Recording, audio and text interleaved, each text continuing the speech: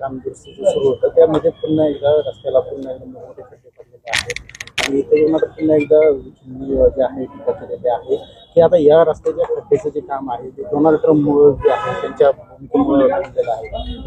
मला खऱ्या अर्थाने त्यांच्या वक्तव्याचं हसू आलं ज्यावेळेस मी माध्यमाद्वारे त्यांचं वक्तव्य पाहिलं की नगर मनमाड रस्ता आणि डोनाल्ड ट्रम्प म्हणजे कुठं संदर्भ जुळत नाही, कुठं युद्धाचा संदर्भ जुळत नाही. ओके, हास्यास्पद वक्तव्य मला पाहिल्यानंतर मला सुद्धा कुठंतरी एक लाजिरवाणी गोष्ट वाटते की आपल्या मतदारसंघामध्ये ज्यांनी 5 वर्ष या मतदारसंघाचं नेतृत्व केलं त्यांच्याकडून असं जर एक वक्तव्य येत असेल तर चुकीचं आहे. तर मला तर असं उलट आता मी डोनाल्ड ट्रम्पला रिक्वेस्ट टाकणार आहे की तुम्हाला शिवसहाय्यक म्हणून जर कोणाला लागलं तर घेऊन जा म्हणून. नगर मनमाड रस्ता मीच पूर्ण करू शकतो असं दावा केलाय. नगर मनमाड रस्ता मीच पूर्ण करू म्हणणाऱ्यांचा दावा हा फोल आहे. तुम्ही कुठल्या पदावर नाही, तुम्ही ग्रामपंचायत सदस्य पण नाही. नगर मनमाड रस्ता माझं वक्तव्य आहे माझ्याच काळात चालू झालाय आणि माझ्याच काळामध्ये संपणार आहे. अनेक अडचणी त्याला. आता जो नवीन कॉन्ट्रॅक्टर आलाय तो कॉन्ट्रॅक्टर सुद्धा आता मी मधल्या काळात अधिवेशनात 2-3 वेळा गडकरी साहेबांना भेटलो. त्या कॉन्ट्रॅक्टरला परत ब्लॅकलिस्ट करायला लावली, त्याची प्रोसेस पण पूर्ण झालेली आहे. आता परत नवीन एखादा चांगला टेंडर एखादं ओपन करून चांगला कॉन्ट्रॅक्टरला आणण्याचा आमचा प्रयत्न आहे. मी असो किंवा गडकरी साहेबांचा प्रयत्न आहे. ते काम लवकरात लवकर पूर्ण करण्यासाठी आम्ही 100% प्रयत्नशील आहे. कारण तो रस्ता म्हणजे खऱ्या अर्थाने हा मृत्यूचा सापळा झालेला रस्ता आहे. त्या रस्त्याला अनेक अडचणी, पण अडचणीतून मात काढणं गरजेचं असतं. राजकीय भाष्य करण्यापेक्षा काम मला महत्व असतं. त्यामुळं मी पाहिलं असेल, मी खासदार झाल्यानंतर त्या कामाचं नवीन टेंडर काढलं, 2दा टेंडर काढलं, नवीन एजन्सी बसली. ती एजन्सी सुद्धा इतकी नाठाळ निघली आणि त्या एजन्सीने काही उपकॉन्ट्रॅक्टरला कामं दिली आणि ते कॉन्ट्रॅक्टर कोणाच्या जवळचे ते सुद्धा शोधणं गरजेचं आहे.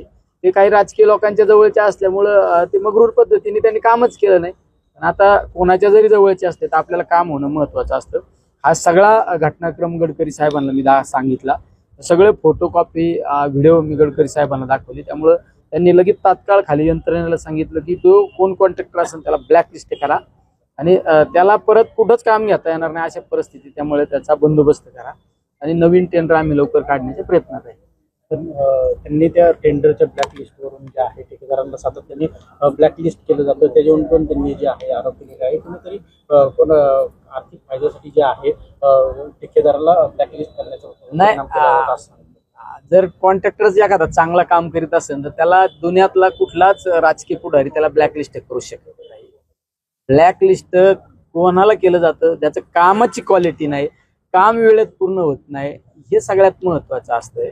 म्हणजे कसं असतं, आपण सगळं करायचं पण दुसऱ्याला सांगायचं का त्यांनी हे केलं ते केलं. दुनिया एवढी दुधखुळी राहिलेली नाही. दुनियाला माहिती आहे कोणी कॉन्ट्रॅक्टरला त्रास देतं आणि कोणी आपल्या जवळच्या बगलबच्च्यांना कामं द्यायला लावले आणि ते रस्त्याचं वाटोळ केलं हे दुनियाला माहिती. ते सिस्पर प्रकरणावरून माझ्या खासदारांनी असा आरोप केला की तो जो आरोपी आहे तो दुबईत कसा आहे त्यांना कसं समजतं. अरे आरोप करणं, फक्त आरोप करणे आणि निलेश लंकेचे नाव घेणं एवढा धंदा त्यांच्याकडे. मला जर कोणी विचारलं ना तुमचे राजकीय प्रसिद्धी प्रमुख कोण, तर मी काही ठराविक लोकांचे नाव घेऊ शकतो. माझे राजकीय प्रसिद्धी प्रमुख म्हणून म्हणलं तरी काय वावगं ठरणार नाही. त्यामुळं तुम्ही फक्त टीका टिप्पणी करणार. या जिल्ह्यात अशी परिस्थिती, चांगलं घडलं तर आमच्यामुळं घडलं आणि वाईट घडलं तर निलेश लंकेमुळं घडली, ही पद्धत आहे. सिस्पेचा घोटाळा झाला, आमचा काहीच संबंध नाही, पण आमच्या नावाने इतकं रान पेटवलं पण आम्हाला व्याज नव्हते. आमच्या गोरगरिबांचे पैसे गेले. आम्ही दुबईमध्ये जाऊन यंत्रणा लावली. आम्ही काही नुसतं पुढं स्टेटमेंट नाही केलं, आम्ही कागदोपत्री आम्ही दाखवलं. ते कुठं राहायला, त्याचे व्हिडिओ दाखवले, त्याचे फोटो दाखवले, त्याच्यावर गुन्हा आम्ही तिथं दाखल केलेला. आमच्याकडे सगळे प्रूफ आहे. आम्ही पाठपुरावा केला. जर तुम्ही फक्त भाषणबाजी करायचं, लोकांच्या याच्यावर राजकारण करायचं की धंदा तुमचा आहे, आमचा धंदा नाही, आमचा धंदा म्हणण्यापेक्षा आम्हाला लोकांचे व्याज नाहीत म्हणून आम्ही त्या दुबईपर्यंत प्रयत्न केले. आम्ही प्रयत्न केले म्हणजे आम्हाला माहित होते असं नंतर होणार आहे. त्यामुळे आम्ही कोण कुठं राहतो त्याचा रहिवासी असलेला त्याचं ॲग्रीमेंट दाखवलं, त्याचे दुबई मधले फोटो दाखवले, त्याच्यावर गुन्हा दाखल केलेला आम्ही सगळे प्रूफ दाखवली. त्याच्यावरूनच त्यांनी सांगितलं की आता तुम्हाला एवढं ते आम्हाला कोणाच्या सल्ल्याची गरज नाही. आम्हाला कोणाची सल्ल्याची गरज नाही, आम्ही तेवढे सल्ल्याला आम्ही भरभक्कम आहेत तेवढे. नगर पुणे रेल्वेबाबत एक सकारात्मक पाऊल पडलंय आता. नगर पुणे रेल्वेच्या बाबत सकारात्मक पाऊल मागच्याच कालखंडामध्ये पडलं, त्याला डीपीआर झाला, आता परत नवीन त्याची प्रोसेस झालेली. मी त्या दिवशी मधल्या काळात आमच्या अधिवेशनाच्या काळात रेल्वे मंत्र्यांना भेटलो, त्याला फास्टमध्ये प्रोसेस चालू आहे, त्यामुळे रेल्वेचा सुद्धा आपल्याला लवकरात लवकर त्याचा लाभ मिळणार आहे.